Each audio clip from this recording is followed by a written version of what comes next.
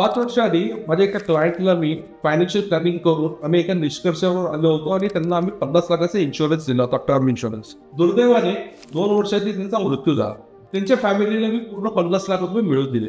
पैसे मिळवून दिल्यानंतर त्यांच्या मिसेस, त्यांच्या डोळ्यामध्ये जे पाणी आलं नाही, त्याचे इमोशन्स होते. आधी काही तुम्हाला म्हणजे मी प्रेरित करू शकत नाही याबद्दल. इतकं वाईट परिस्थिती त्यांची झाली ती.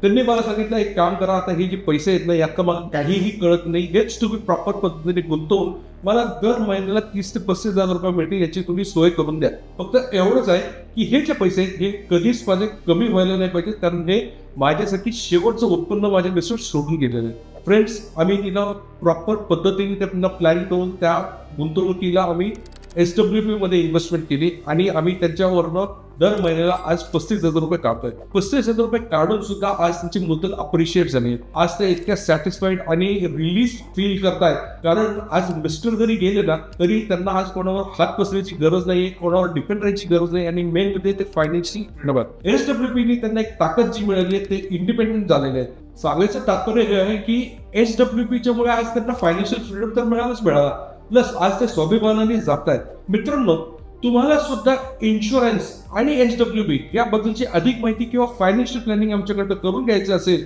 तर या रीलला FP असं कमेंट करा फायनान्शियल प्लॅनिंग म्हणून. मी किंवा माझी टीम तुमच्याशी संपर्क साधेल. पूर्ण आपण तुमचं फायनान्शियल प्लॅनिंग करून कुठे गुंतवणूक करावी, किती करावी, किती इन्शुरन्स असावा या पूर्ण बद्दल सविस्तर चर्चा करूया.